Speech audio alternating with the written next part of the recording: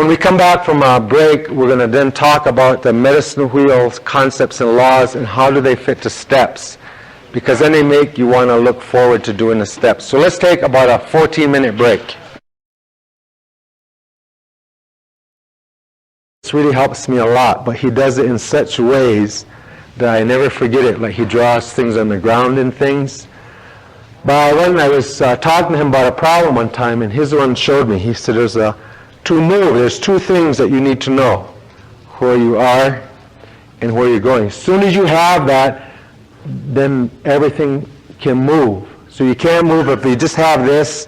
You can't move if you just have that. You need to have them both. But he said to me, he said, what you do too much, he said, is you ask the question why. He said, no, that's a different place.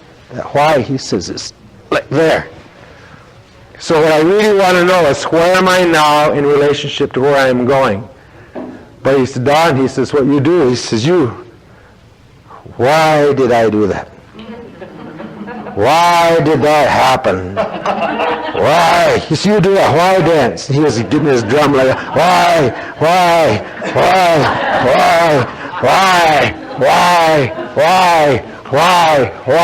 And sometimes we why for months. Sometimes for years. See, but that is an ego trick question. It is. See, the ego don't want you to grow. It wants you to stay. It knows that if you get these two answers, you will grow and start to move. See, why is an insane question. I'm talking about in terms of moving. What happens if I know why? Then they'll say, well, why that? Why? Then I have to dance again. So when we come into these steps, it's about coming on that red road.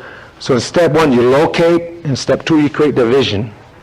And then it allows you to go on, you see, to the next steps. So does that make sense? But why? Boy, a why question. You know, we dance sometimes for a long time. We don't need to do that. But sometimes people even guide us to that why dance too much. It's too much.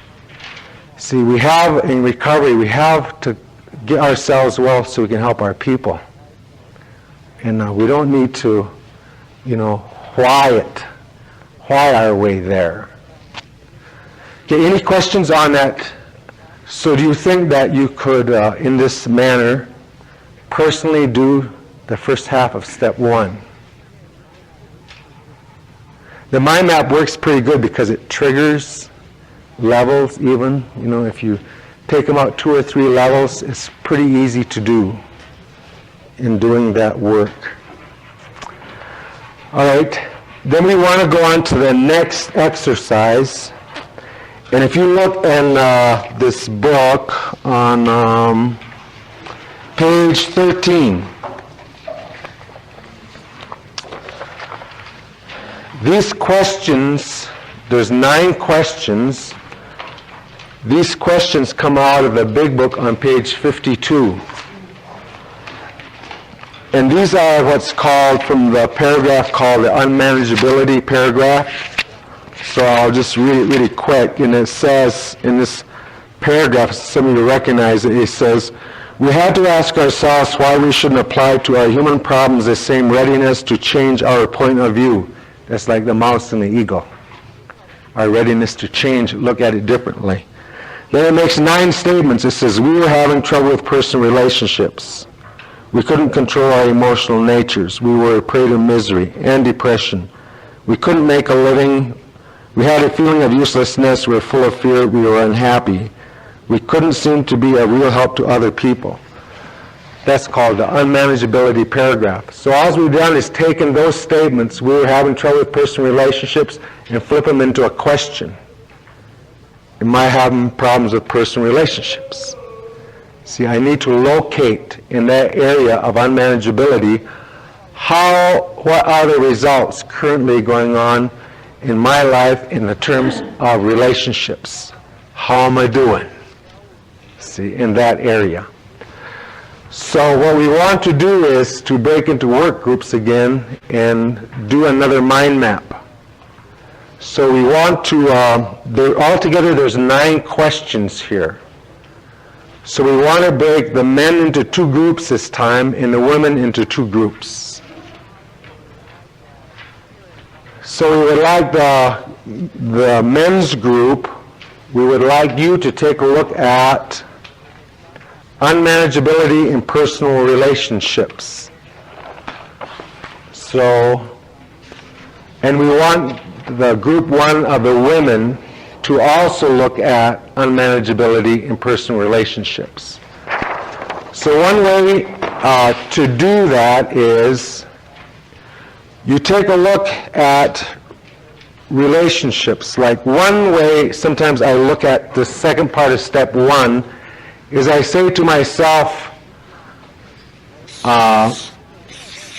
there's 9 islands.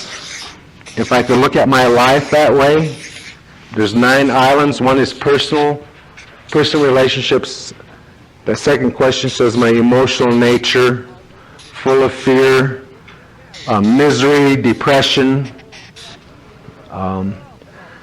Let's say that I could get in a helicopter and I would look at my island of personal relationships, and that I could, like from the point of view of the eagle, so if I just get like in a helicopter and I say, today I'm going to observe me in relationships. So I get in a helicopter, go up in the air, I fly over to a little island that's got all the people that I've been in relationships with, and then I could just stop that helicopter, and I just look down, and I could watch myself and another person. So say it would be, I would just could hover over that, so I would look at me and my children. Then I could move over just a little bit and I look at me and my mate. And I look at me and somebody at work. And what I want to look down and see is, how am I managing that? So you think back to your experiences. So say it's you and your spouse. And you think back to like, how do you handle that? So you see them do something, then you watch you, how do you do it? Am I trying to maneuver them? Am I trying to hit one of their buttons? Am I trying to make them, get pissed? Do I put fear in them? Am I withholding information? Do I give them the silent treatment? See, I want to take a look at what is going on there. See, how do I do my children? Or whatever that relationship is. But when I observe it, I don't want to see what are they doing only. What I'm really looking for, and when they did that, how am I reacting to what they're doing? Do I lie? Do I manipulate? Am I cheating? Am I attacking them? Am I withholding? Do I get angry? See, do I run? Do I attack? How do I handle that conflict in relationships? Get the idea for that? But I want to look at me, my part of it. So you look at the whole thing, and then, so when you look at unmanageability in relationships, then I want you to do a mind map on how are you reacting to what is going on there. See, I need to know what to own. Now, you say, yeah, but they're doing this. That's true. And what they're doing is unfair. That's true. But how are you reacting to what they are doing? Doesn't matter what it is. And the thing is to don't judge it, This isn't about judging what's going on. It's just about observing it. Well, I'll be darned. See, look at it, look at it, look at it. See, I need to get an idea of how am I behaving and reacting, not the reasons, but I just need to see what my behavior is. Does that make sense? The second question, it says, we couldn't control our emotional nature. So that, you will see, isn't a question. It's how do I do my emotional nature? So what I want to look at emotionally is when I'm in it, when I'm in the emotion, then how do I react? What do I do? So I would take that little helicopter ride and I would go to the next island, emotional nature. So all I would do is look at, when I get over there, say one of my emotions is anger. So with another person, so I just watch, what do I do? See, I see it taking place. I get that tension feeling inside. Slam the door, out the door I go. See, I won't talk. I come back and I look, as you don't talk for months, you won't say anything. See, you freeze up.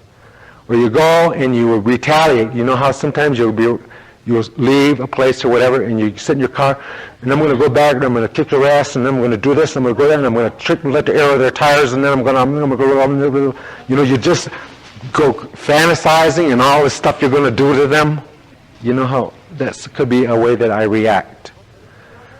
How do I behave when an emotion is there? What happens when I'm happy? See? Do I start to look around? Oh no, when's the other shoe going to drop? See, you can't stay like this. So you get the idea of that. Just to look at some emotions and see how are we controlling it or is it controlling us?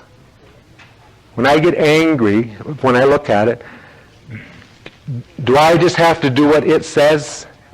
Do I make, like after it's done, do I feel really shameful? Like after I run my lips or whatever, then afterwards I make a little vow. I'm not going to do this again. I'm not going to do this again. I promise. And then the next time, I do it again. See? And then I feel more guilt and more shame. Or does it lead me to the drink? Or does it lead me to a drug? See? How does that work? So we would like to, if we can just get the men over here and the women over there, that would be the easiest.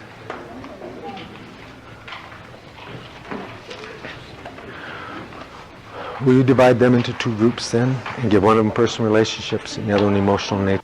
Here? Oops. Okay, this will probably be done for now, huh? The one they did on the personal relations. We started out with our children, and I guess the first thing we had was a lot of fear. We were insecure about how we were raising them, or the things that we were doing, because often it wasn't right. Financial insecurity, which caused us to sometimes make them feel guilty and shameful. Oh, you can't have this, you can't have that, because we don't have this. I think yet most of us can say we spent that money on other things. It caused them hardship, or someone mentioned that their stepchildren caused them to have safety fears, gave them a lot of double messages. Conditional love, couldn't love them. They did something good or bad, depending upon, we gave them our love depending upon what they were doing. It was very frustrating as a parent. Most of us, if we go back to our parents, didn't learn how to be those kind of parents. So there's a lot of frustration in that. Caused anger, shame, guilt, remorse, and sadness. Jealousy, abandonment, neglectful, selfish, trying to be perfect, abandon them emotionally, intellectually, and physically, spiritually. So we started out with our children like that. Some of the people didn't have kids, but they said some of the same things. With our parents, where did we go? From there we went to men. We had two different things. Some of us, with relations with men, we chose men who were alcoholic. Other people chose men who were codependent, who were saviors, rescuers. In all of it, we were manipulative, trying to change them, calm them, control them. Some people were super responsible because their alcoholic men weren't. There's a lot of emotional shutdown, a lot of pain, which caused us to act out. Very abusive, sex addicts, lies, stealing, having affairs, threatening. A lot of fear of rejection. Someone plotted murder. Every one of them. Tried to make them miserable and continually keeping confusion in the relationship. Lots of confusion. Also very self-righteous. Playing the victim. two men playing mom, lots of fear. Trying to change them. Let's see, where do we go from there? I think we went to, you guys, to ourselves. How we felt about ourselves, how we reacted to ourselves. We were very fearful, disappointed in our behaviors and actions, led to a lot of shame and guilt, felt inferior to others, low self-esteem, gross, a lot of self-pity. Why is this happening to me? Bewildered. What is happening to me? Confused, suicidal, a lot of anger and self-hate towards ourselves. Towards our Creator, a lot of us said that it was non-existent. There was no feeling of Creator. A lot of fear, a lot of aloneness, real vague about any kind of relationship that there may be, testing how powerful that person might be, mistrustful, ambivalent, uncaring, punishing, anger, sense of loss, powerless, undeserving, and unworthy. Part of that was that the things that we had done, the things that we had experienced, how we were, caused us to be real mistrustful and believe that no matter what we were going to hell, no matter what, there was going to be no higher power that was going to help us because of the things that we had done, the way that we were. Towards the parents, the relationship with the parents' reactions, a lot of guilt, a lot of shame, abusive, neglectful, abusive emotionally, spiritually, physically, sexually. There's a lot of double messages, a lot of conditional love. We found that it was real generational with the children, generational dysfunction and abandonment. A lot of the same things in our relationship with the children are there with our relationship with the parent. Towards the employer, out to get me, never satisfied, became workaholics, RR, perfectionist, lied, skipped work, stole money, jealous of coworkers, irresponsible, self-justified, just not putting in whatever it was that we were supposed to do. Most of them probably got fired somewhere down the line. We went ahead at the end, since there was some time, and tried to think about how we were today, and with ourselves, forgiving, nurturing, self-respect, learning, or teachable, willing to learn, and accepting. Someone still self-recriminating for days, still. And with our Creator, understanding, open, accepting, loving, kind, forgiving, strong, not alone, prayerful, try to learn the lessons as they come. People said it was their best friend. They felt very loved, and it was awesome. Also, there's still that willful, that self-will, which causes unmanageability in certain areas of our lives. Same mistake gets done over and over, and feel a lot of shame and guilt over that. What do you think? Huh? Yeah, I think we should have stayed more in today, rehashing the old stuff. Well, let's see. The relationship between step 1 and 2 is what? Where are we now in relationship to where are we going? So if we have all that perfection in the first step, there's no need to go on to the second step. Maybe that's If everything's totally loving, unloving, and awesome and beautiful, and we're done. sounds like ego though. And that's ego, that's ego. Yeah. Or if that's where how you are, then what's the problem? Maybe denying it. So you're listing your perfection is causing you unmanageability?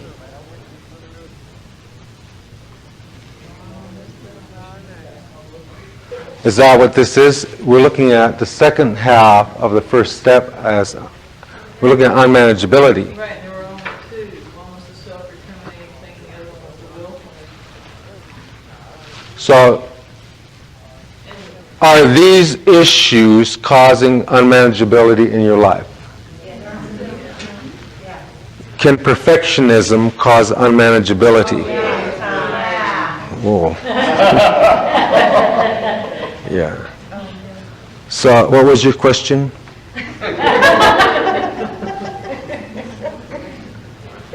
So, what you're really looking at in that step is, when I look at the results in my life today, these are the results. This is what's in the water coming from the lake. These are the results that I see. Does that make sense?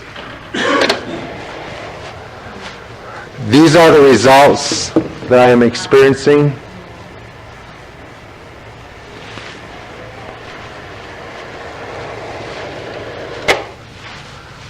That's the best I've seen in terms of looking at the results, at what can happen just in in-person relationships.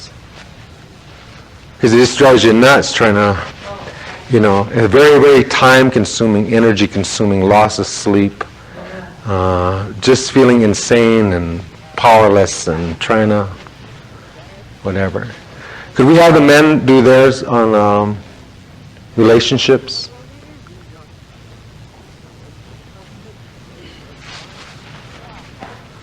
George, I'm an alcoholic. George? The group of men that I sat with, we centered ourselves with ourselves. We started with self. Looking down from the view of a helicopter, we tried to examine how we felt and how we viewed things during the past, during the drinking days. We felt the guilt, self-hatred, resentment, lack of confidence, self-will,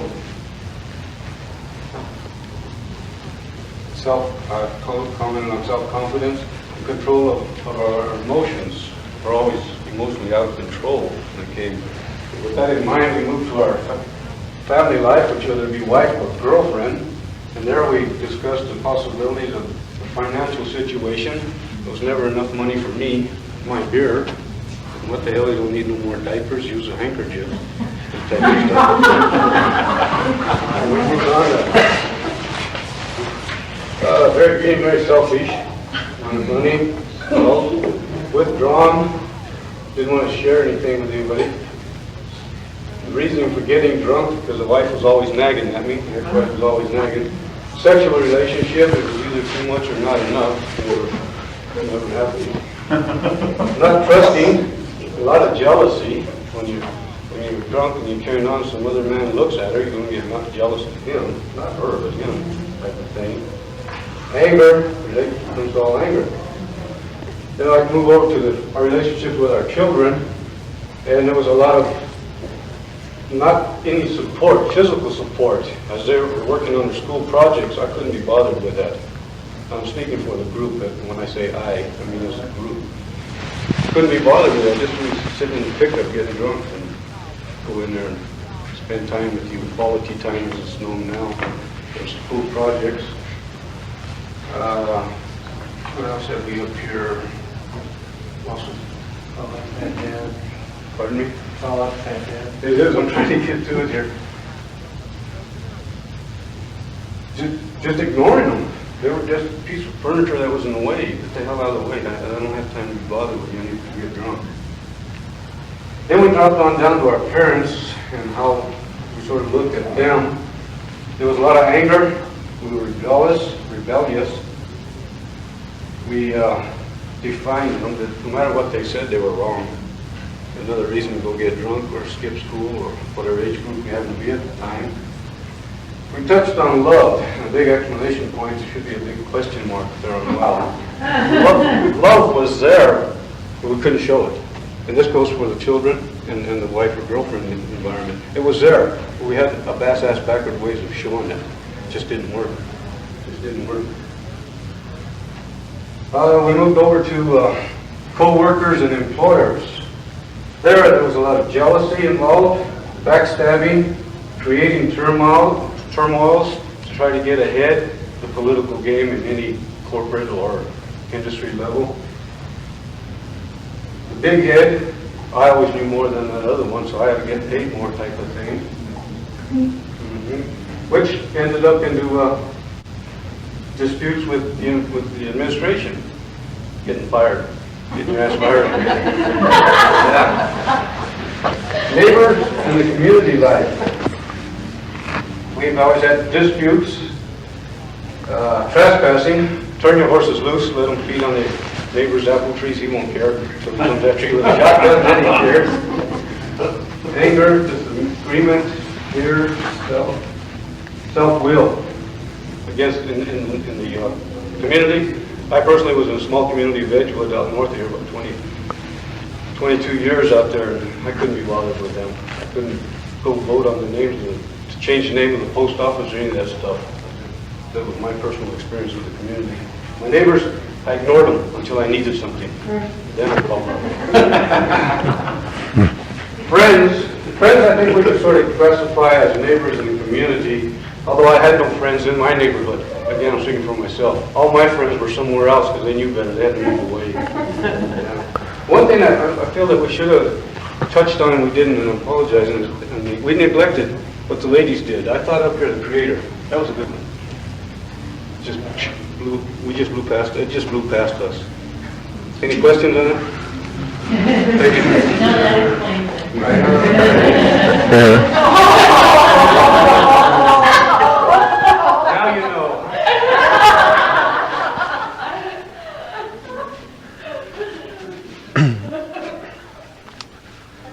Is there any questions on that one?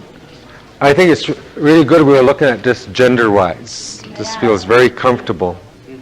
Yes. I felt like looking at the unmanageability in my life back in my drinking days was not nearly so useful as it would have been had been focused on today. How is my life unmanageable? Or now that I don't drink, has my life suddenly become manageable? And or can I now manage my life in sobriety? And that exercise seems to me would have been more helpful today to help me acknowledge, yeah, my life is unmanageable today, sober. Because what am I going to do about the person I was 8 years ago? The person I'm trying to work today and stuff. So that evidence for unmanageability, is real good stuff today. It's nice to look at too from 8 or 10 years ago.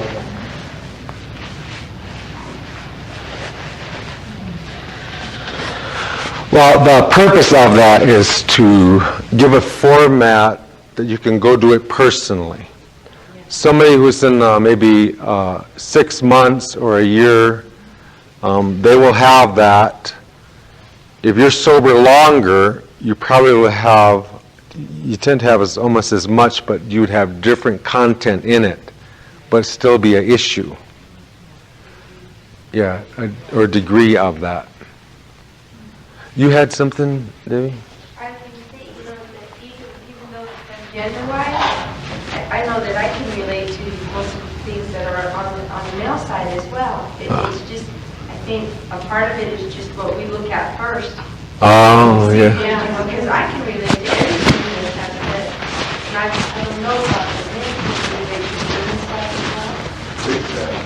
It's just a matter of what we pull out first as we're going through, what we feel first, that immediate reaction, and then it's down to all those causes and issues are all there as alcoholics. I guess that's what makes us all alcoholics when we go to meetings and relate to each other as a whole anyway. We don't have all those AA, all this AA, all be together as well to that relationship with the saints. But it's neat to see. Okay, could we have the women who did the one on emotional nature?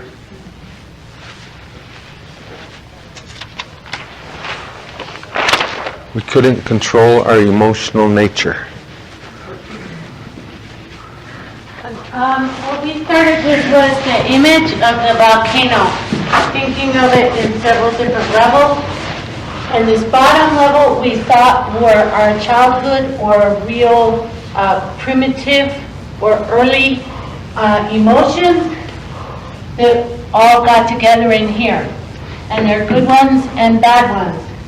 Unworthiness, powerlessness, ecstasy, joy, love, guilt, our spirituality, the neglect, abandonment, terror, violation, and trauma that we suffered, fear, shame, inadequacy, trust, hope, and rage. And the image being that this is all under there boiling away.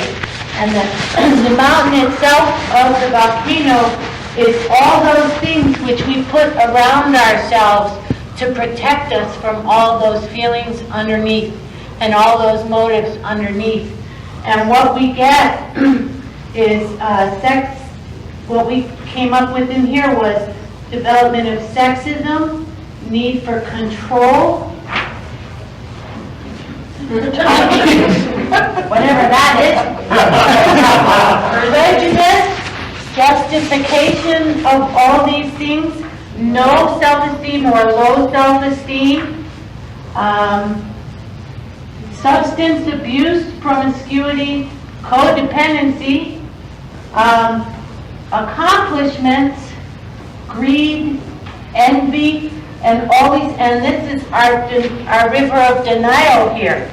And all these things will also cause cracks.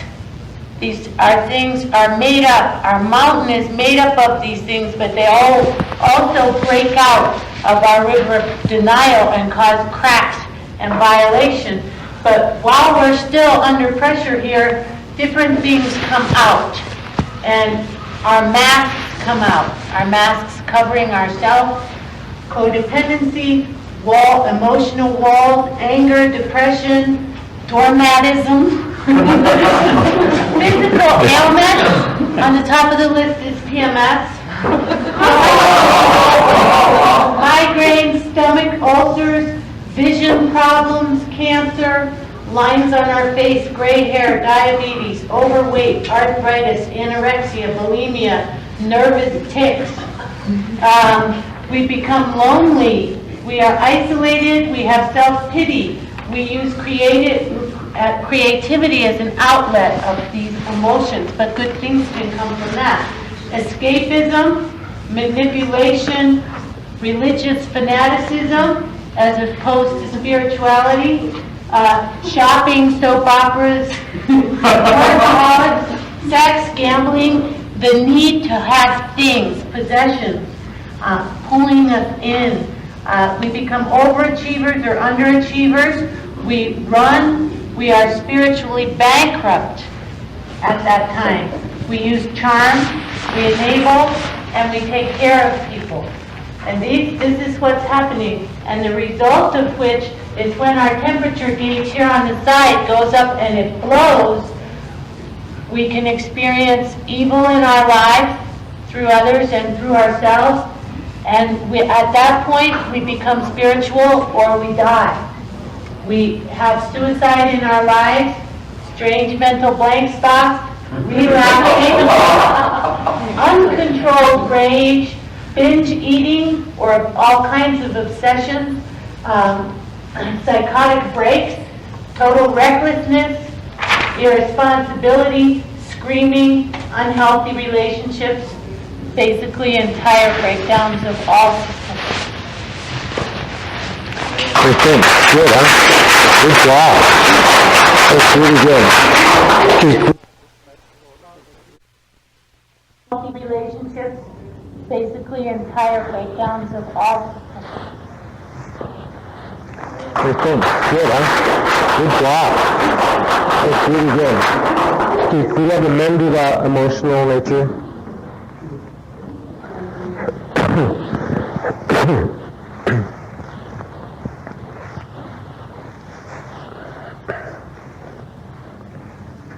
feel like this is done by the second grade compared to that one.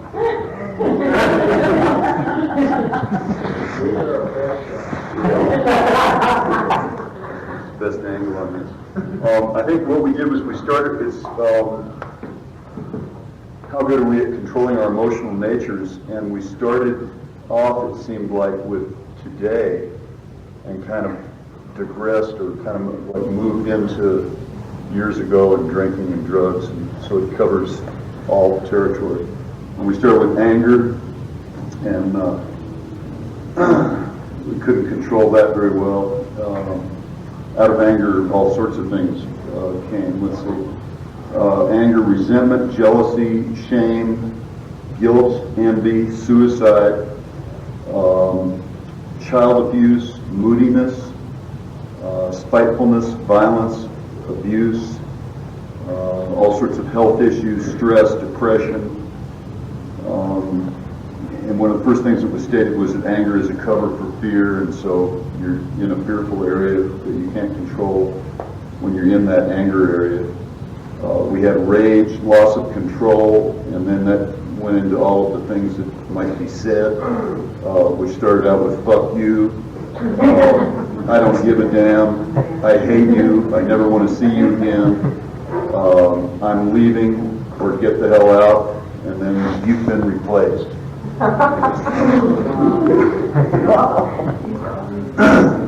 Let's see, that was all in anger. We had greed, gambling, fraud, workaholism, dishonesty, stealing, conning, lying. We had love. We had sex, places. I'm not sure what that meant, but love of places, I think. Yeah, the bars, etc. Life, addiction, abuse, insecurity, security, drinking, drugs and booze. Then we had excitement. These are all the ones that were listed. From excitement was danger, wild and crazy behavior, risk-taking, violence, theft, and adrenaline. And open-mindedness and closed-mindedness. Then jealousy, envy, insecurity, self-pity, violence, loss of conscience, and jail. And then fear and sadness were two of those. All right. So does that make sense when you take a look at unmanageability of those certain areas? You guys, this is really good. I mean, and I know accumulatively, it doesn't mean everyone has to have every one of these, but it's to give an idea of which one is mine that's causing issues. So any questions on that as a process of how to look at the first half of step one of the unmanageability? All right. Now I'd like you to go back in those same work groups, and what I'd like you to do this time is take that information. So remember the relationship between step one and step two. So in this area of person relationships is step one, so then to create that vision in relationships. So in other words, if I take that information from step one, now I'm going to take that unmanageability and build a vision. So the question is, came to believe that a power greater than ourselves could restore me to sanity. So the question is, how would I have me be in that same situation if they didn't change? Am I willing to believe that there's a power? He came to believe that a power greater could. So what would be the picture or the image or the mind map of how I would be in that relationship, whether they changed or not? And not asking the question, well, how would the Creator do that, or when is He going to do it, but does a power exist to make me that way? You take a look at these emotional natures, you do the same thing, where you have anger and all of those normal reactions. So then you take that emotion and you build that vision. How would you have you be? See, we're really looking at the development in step two of the being, not the doing. We are spiritual beings, right? We are human beings, not human doings. So we really set the vision in step two to put in the vision the being. Now, it's like if I just take a look at myself, say I really have a temper and I'm really angry and I know that. So say that in my mind map, I write that out, anger, I'm jealous, I attack, whatever. So then I take that to step 2 and I start to create that vision. Well, what would it look like if you didn't have one? Well, I'd be very patient, I would be understanding, I'd be kind. Then there's little people. Like when you write steps, they come the little people, they're about this tall. So you'll start to write, say I've got a temper and I'm angry or whatever. So I'll start to write, well, I could see if it was working, I'd be very, very patient and I'd be tolerant. That's when the little people come, they hop up and they tug on your ear and they say, who are you trying to shit? Patient, yeah, right. See? So you got to kind of snap the little people off.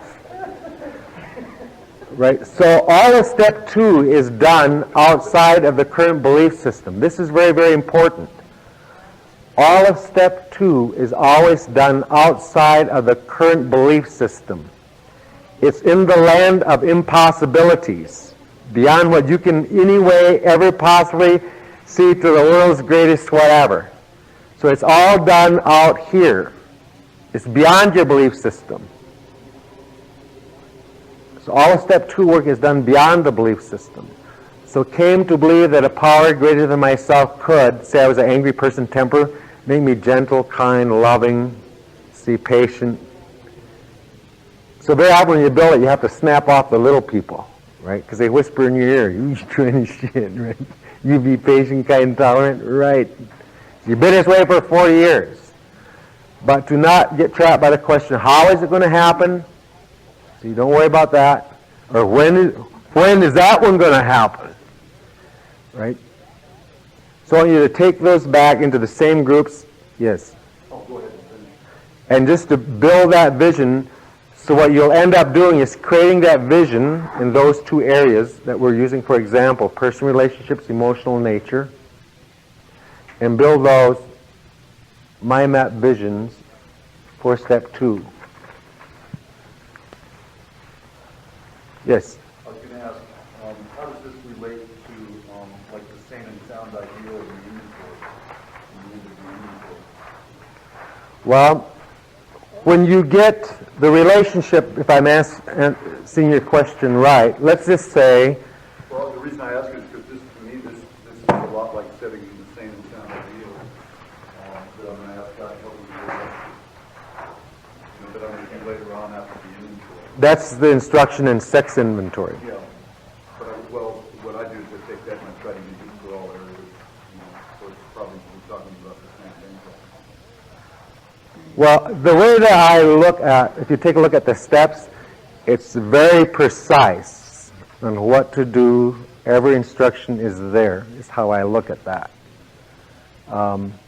Because if you take a look at the current reality, what's going on now, and you create that vision, what the steps do, it's why the vision you set in step 2 becomes your spiritual awakening in step 12, because the rest of the steps sort out the blockages, all the character defects that's standing between you and that ideal that you set. And it's a spiritual process that starts to reveal that. So supposing I don't own something up there. Suppose I leave it out. Right? It doesn't show up. It's whatever I own, set the vision for, then that is where the conflict occurs to reveal where the blockages are so I don't see it. And it's very, very powerful. You grow very powerfully, very quickly, and very sound.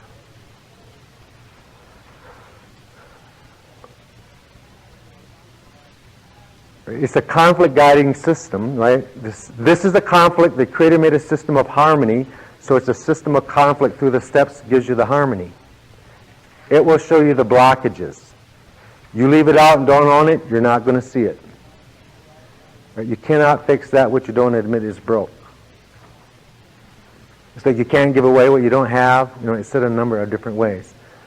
So if you could go back into your same work groups and create that vision of step 2. If you need to take those sheets with you, feel free to take. Now we also know that the principle for step 2 is hope. So the principle for step 1 is honesty. Be honest. Recognize, acknowledge. Recognize, acknowledge. That whatever is going on, this is me that's going on. So what you would have when you finish step 1 and 2, you'd have these 9 areas in step 1. Then you take that and you create these 9 areas of the vision in step 2, just like you did. You just did 2 of them. Now, why is it that it turns out to be the principle of hope? So we want to explain that very quickly. The creative subconscious has 2 other functions. One of its second functions is to solve and to resolve problems. That's one of its functions. Anytime I give it a problem, it has to go solve it.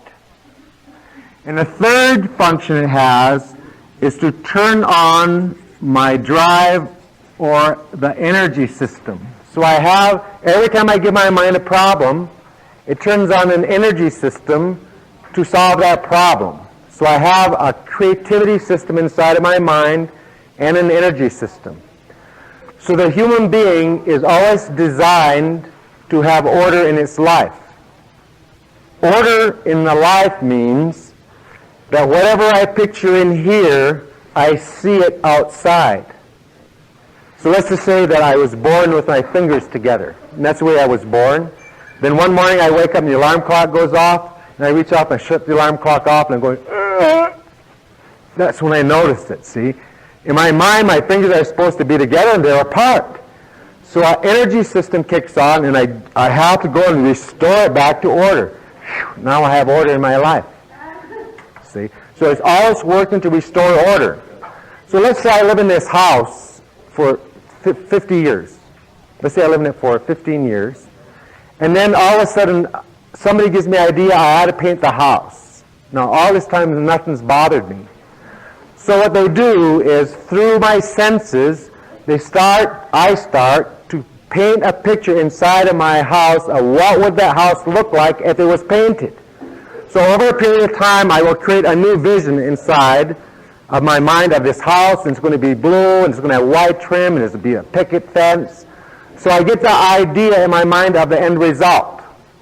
So I create inside of myself a vision. Now what happens, as soon as I get that vision inside, say I come driving up to the house one day, and I pull in the driveway or whatever, and I look at it and I go, Jesus, look at that wreck. Who could live in such a thing? The paint's peeling, and even the boards are cracked.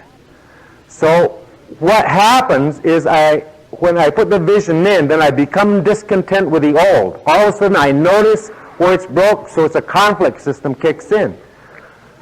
When this creative subconscious, what it does is anytime it sees a difference.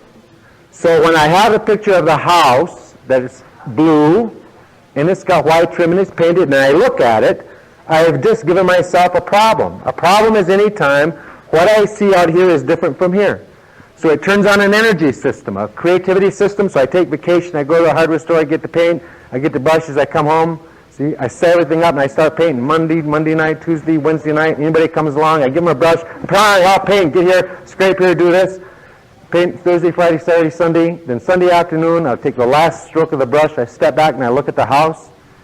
Pictures match.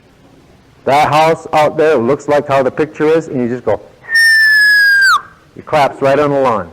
I couldn't have went another day. Am I glad I finished it now? No. If it was another day of painting, your energy system would have stayed intact. So you get the idea? Now what happens in step 2? First you look at the unmanageability. You look at the old house. Then you go to step 2 and you start looking at this vision of myself. I see myself to be spiritual, patient, tolerant, kind, having courage. See? So I start to put that idea inside of my house. Now what happens? I put that possibility of that vision in step 2. It turns on a problem-solving system, and it gives me the drive and the energy to go to step 3. I can't wait to do 4. I got to do 5. I want to do 6. I want to do the amends. Because you're working off an energy system, and that's why step 2 is a principle of hope. Hope means you really think I could be that way? See? But you look at yourself and you're not, and that's what you want. Is you want to create the discontent. Get the idea of that? That's why you do step 2 with that vision. And then once you get that vision, you see, remember in step 11 where it says, be careful of resting on your laurels?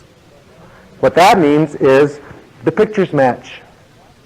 When the pictures match, your energy system shuts down and you're resting on laurels. You might be setting yourself up for a drunk. See, so when the pictures match. So what we're doing in this process is to put this vision inside to turn on an energy system to look forward to doing the next step. I can't wait, see? So instead of trying to avoid meetings and doing that, you just start gathering information. I want to grow. I want to do this. But as an energy system inside also is turned on. Does that make sense? All right, let's see what some of these visions are. Let's take this one here first. This one is on what? Is this personal relationships? Yeah, could we do this one? See, it's really nice, too, about this one. It even has a vision, a picture, and branches. And so when the mind sees that, the mind gets all excited about that. Lana.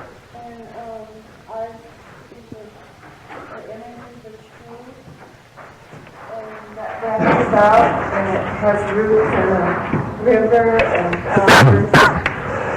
And some of the things that are freedom, harmony, laughter, wisdom, serenity, balance, love, joy, caring, purpose, and here's integration, connectedness, selflessness, purpose, fearlessness, growth, intuition, dreams, financial security, and goes down into the roots, spiritual growth, and our mother, the earth, unconditional love, creativity, peace, song, sincerity, opportunity, patience, kindness, respect, humility, consciousness, reality, celebration, spontaneity, courage, hope, sharing, and play.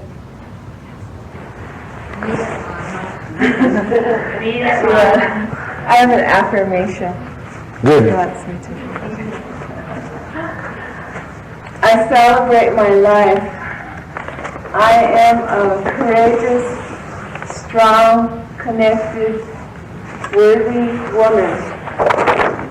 Joyfully, abundantly, sharing my gifts from the Creator. All right. Now, you see, you take those hard statements like that. That's why affirmations also work. Because when you say that with that emotion, I see myself as a strong woman, whatever, and when you feel that going in, you create that new image, and it turns on an energy system. That's just an excellent, excellent way to look at that step. If you say that every day, it turns on more energy and more energy and more energy. See? And it just continues to drive always for that picture. Now remember we talked about the medicine wheel teachings that says there are two worlds that exist. Seen world, unseen world. Both are run by a set of principal laws and values. If I design my being or conduct my thinking in harmony with those principal laws and values, there's certain results I will see in my life. So if I develop my being, serenity, wisdom, caring, humor, spontaneity, that's it. You see, so as we go through the rest of the steps, it removes those blockages and all of a sudden you come out to see that's who you were all along, then this is the one that drives.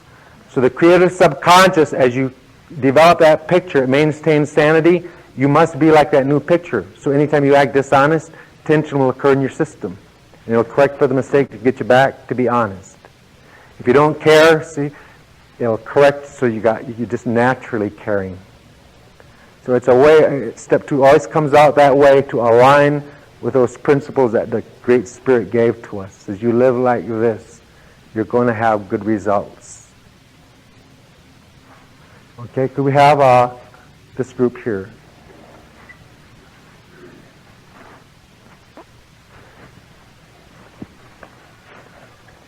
My name's Bert, I'm an alcoholic.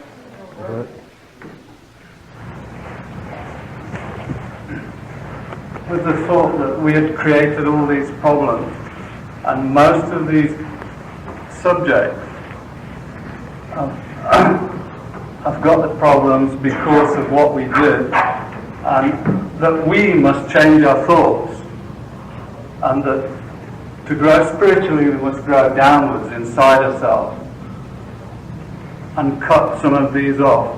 We created a circle with a vision, a wheel with a vision of self-restore, and addressed the subjects of peace, action, love, freedom, realistic self-appraisal, tolerance, patience, respect, honesty, in harmony with creation, getting on good terms with work instead of on bad terms as before, feeling good with ourselves, being honest with the feelings when we feel bad, not hiding. Creativity, being spiritually aware, dependent and true friendship with dependence, sharing, having a good God relationship, and again being able to change and having the willingness to change. And most important, a lack of self, addressing our ego, trying to get rid of our ego. Happiness, forgiveness, and finally trying to have decent morals. And that's as far as we got. We find it not easy. Thank you very much. All right. And sometimes step 2 is not easy because we're not used to thinking that way.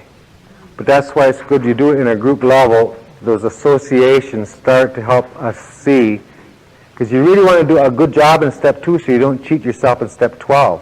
As long as you can do the work, what the hell? Go for it all. Not just a little bit. Don't cut yourself short, because then you have to wait another whole 4 cycles, you see, for it to happen. Okay, can we get the next group?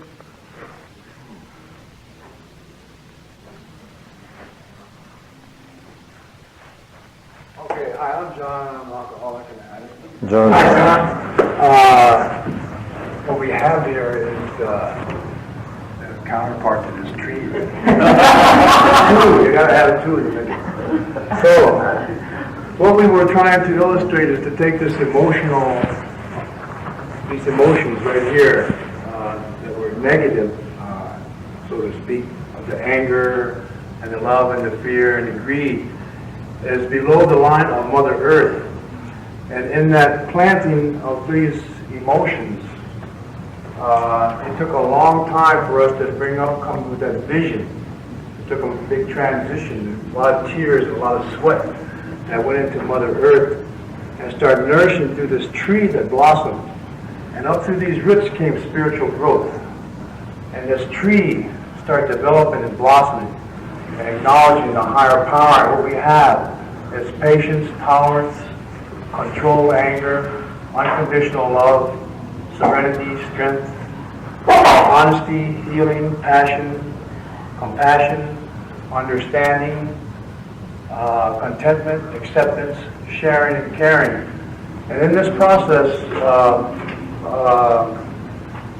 of this tree being nurtured in the tree of life, that we are growing strong, and the roots are strong now and coming up in this good positive way, the eagle, and acknowledging the spiritual growth, the eagle's going to come to this tree and be the protector and the life of this tree, because it's the tree of life, and it's the interceptor between, in our ways, of this eagle, with the eagle feathers, in between this tree of life and this rich and the Creator. So we seen that a little bit that way, and I'm glad that we're the counterpart in that one over there. All right. Is there one more group yet?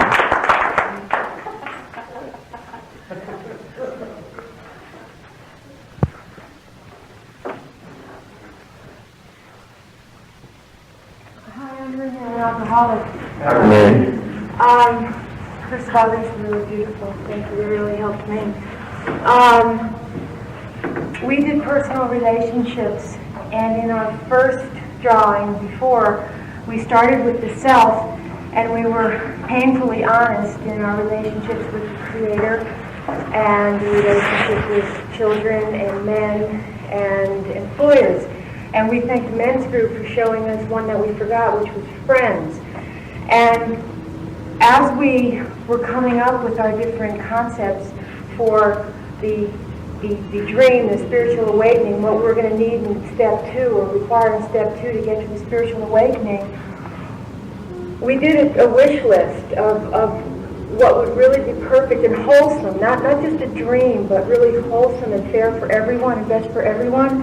And again, we started with the Creator. So what was very important was conscious contact with the Creator. We really had a need for that. Oneness, we wanted the Creator to reveal Himself or Herself to us. We wanted total faith and total trust. We wanted God to be first, God in all areas of our life, and even in the worst of situations, to have complete dependence and alliance. And that, of course, is going to flush into all the others, into our men relationships and self and children and friends. With men, we did last. Then we went to self. And we want self-forgiveness, nurturing. We want acceptance of our body and the aging process, of our feelings, of our genders. Many women, we all brought this up at the table. It wasn't like the greatest news in the world for my dad when he found out that he had a girl. And I think a lot of women had that experience. So we got real honest with that and talked about accepting our gender. And then, which is different, our sexuality. We want to take personal responsibility. For taking actions, not just dreams, not just having dreams, but taking action about dreams we have, turning them into goals, which is what the whole concept of this exercise is as we took it. Living in reality, quit procrastinating, and follow up on commitments to ourselves. Then we did children, and the children was to help them find their own spirituality, accept their individuality, and all these are pretty much diametrically opposed to where we came from, and what we had done with our children. Teach through example, mind our own business, be loving and supportive, have unconditional love, have open communication, act without fear of their anger. That was a very important step for us. That was something that really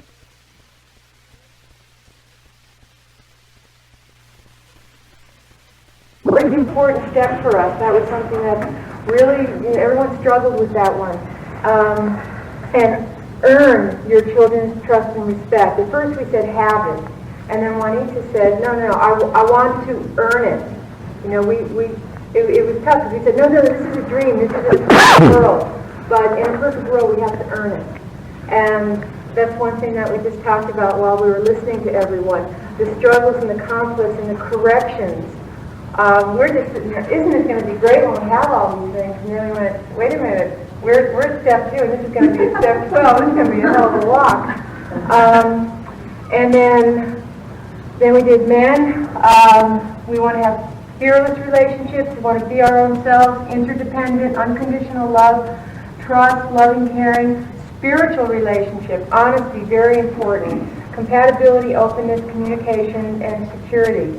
And then friends, loving, understanding, consistent, allowed to be ourselves and vice versa, and honesty, trust, giving, and accepting. So all of those are completely interconnected, and it all starts with creative.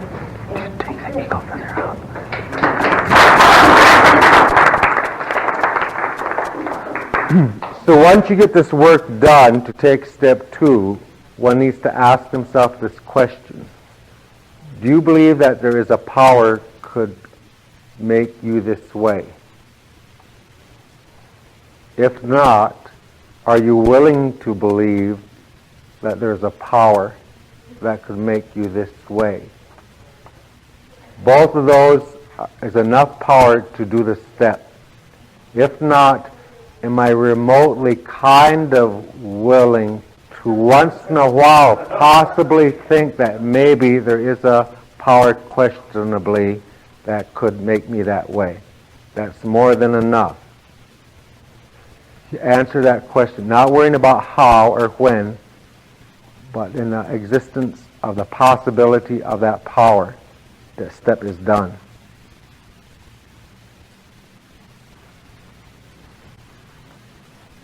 Does that make sense? See, so as you put that in, your energy system also kicks on, and you just, it's like once you see that, I mean, just to say that this was someone's step, it's like you don't hesitate to take step 3. You go read in the big book and do what you need to do. You look forward to the possibility. See, I don't believe that the Creator made a set of steps to have them done by fear. But when we can see that whole picture, but you can see for the most part they all line up to those principles. There's no other place to line up to. And we start to become principled people instead of fear-based systems, then we don't react or act. And then we start to see our point of view of the world changes. Because if you take a look at the human being and how it sees reality, if this is a human being, whatever that is, and let's just say this represents reality. See, there's this little concept that says what you sees is what you get. So we really don't see, what we really see in reality is not with our senses. I have inside of my mind a projector, a camera. That is my truth, my belief system, my habits, attitudes, expectations. And I will project out to the world, and that becomes my reality. See, I will see in you what I see in you. So I could see good in you, and that's what I would see. Somebody else would look at the same one, say, that's an asshole. Now who's right? Both. Right? It's what you see, it's what you get. These senses here, they merely, very selectively gather information, and it will filter out any information that would make you look crazy for thinking what you're thinking. Because the mind is designed, you see, to always make sure I'm not the nut. I know why you're the way you are. See? So my mind is designed to always make sure I'm not crazy for thinking what I'm thinking. But as you go through the steps, you set the vision of the possibility, then you start to change the projection. You start to change the reality, and all of a sudden, you see, it's sort of like people who really are judgmental to others, by the law, you can guarantee you are judgmental to yourself. You're really critical with yourself. So if you want to work on the issue of being judgmental to others, you want to quit that, just work on quit being judgmental to you. Lighten up on yourself. Allow yourself to make mistakes. And as you do that, then all of a sudden you quit judging other people. It's always working inside. I think in the big book, there is a line there, I believe it's one of the greatest lines in the big book, and it says, so basically, we think our problems are of our own making. That is the greatest blessing there is. Because what if they were of your making? And you decided to not change it? I'd really be in trouble. Especially if 8 of you decided to not change it. So it really gets into that position of choice. I don't even need to change you because I can change me. It's not what's going on, it's how I'm looking at what's going on. and I start to line this up to the principles that the Creator, the Great Spirit gave us, and all of a sudden results will change in my life or in that. So that's kind of what these steps, are about. I believe that they are the most powerful thing I've ever seen on the earth in terms of the change of the human being. We won't get into it, but they are in a very specific order that allows the mind to change. You almost couldn't do it any other way. So, is there any comments on to just go right, even though we got just 2 steps? It's very, very powerful stuff. So the books, enjoy them. There's instructions that says we're in a big book, to look at it. So, let's see. You're taping some of this. If anybody wants to get it from you, right? And so, feel free to have that. Deborah, you want to say anything? I just want to say real briefly, and we did it. All of the country, and it's amazing how much I still learn from all of you. How much wisdom you guys have. Sometimes I think how you see it up there. And in a lot of Indian communities that we're in, a lot of the people really don't have that belief system that's inside of them. And I guess what we've just proved today is it is inside of you, because you guys for me. I've learned a lot of things here today that I haven't learned anyplace else. And that wisdom came from inside of you. So I just want you guys to remember that you do have that inside of yourself. It's not out there in another human being. It's inside of you, and to kind of just keep believing in yourself. And thanks for allowing me to participate in all this. Thank you. All right. So, let me see. Is there, how does this work? There's a meeting tonight. Does anybody know? There's a